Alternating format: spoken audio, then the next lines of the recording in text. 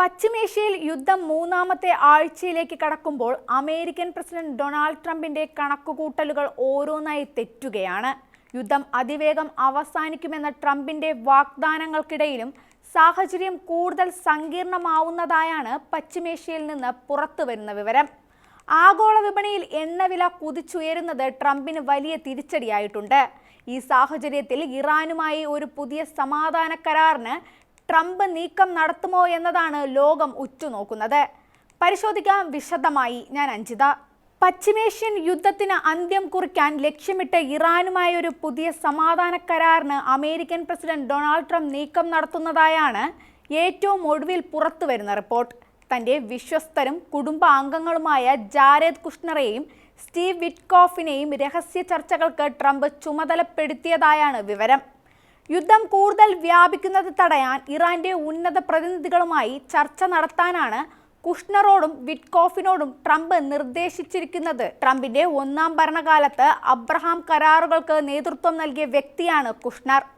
യുദ്ധം ആഗോള എണ്ണ വിപണിയെയും അമേരിക്കൻ സമ്പദ് വ്യവസ്ഥയെയും ബാധിച്ചു തുടങ്ങിയതോടെയാണ് പെട്ടെന്നൊരു ഒത്തുതീർപ്പിന് ട്രംപ് തയ്യാറായത്. തനിക്ക് യുദ്ധമല്ല സമാധാനമാണ് വേണ്ടതെന്ന് ട്രംപ് ഏറ്റവും വിശ്വസ്തരോട് പറഞ്ഞതായി അമേരിക്കയിലെ പ്രധാന വാർത്താ ഏജൻസിയായ ആക്സിയോസ് റിപ്പോർട്ട് ചെയ്യുന്നു. ഇറാന്റെ ആണവ പദ്ധതികൾക്ക് കർശന നിയന്ത്രണം ഏർപ്പെടുത്തുന്നതിനൊപ്പം പകരം അവർക്ക് മേലുള്ള സാമ്പത്തിക ഉപരോധങ്ങളിൽ ഇളവ് നൽകുന്ന രീതിയിലുള്ള ഒരു പാക്കേജാണ് അമേരിക്ക മുന്നോട്ട് വയ്ക്കുന്നത്. ഇസ്രായേൽ ഇതിനോട് എങ്ങനെ പ്രതികരിക്കുമെന്നത് പ്രധാനമാണ്. ഇറാനെ പൂർണ്ണമായും തകർക്കണമെന്ന നിലപാടിലാണ് ഇസ്രായേലിലെ തീവ്ര വലതുപക്ഷ ചിന്താഗതിക്കാർ. എന്നാൽ ട്രംപിന്റെ ഈ നീക്കം വിജയിക്കുകയാണെങ്കിൽ പശ്ചിമേഷ്യൻ രാഷ്ട്രീയത്തിൽ അത് വലിയൊരു മാറ്റത്തിന് വഴിവെക്കും.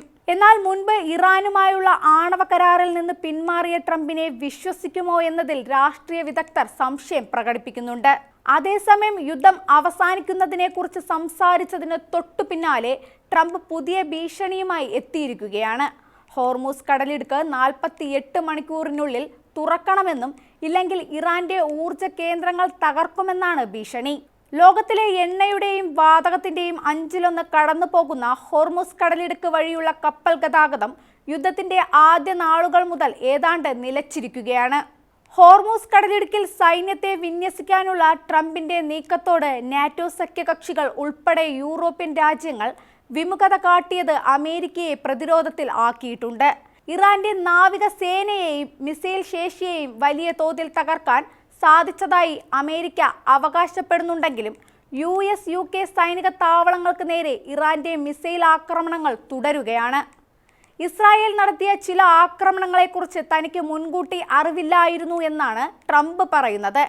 അമേരിക്കയുമായി സഹകരിച്ചാണ് നീക്കങ്ങളെന്ന് ഇസ്രായേലും വാദിക്കുന്നു. ഇത് ഇരു രാജ്യങ്ങൾക്കുമിടയിലെ ഏകോപനം പാളുന്നതിൻ്റെ സൂചനയാണ്.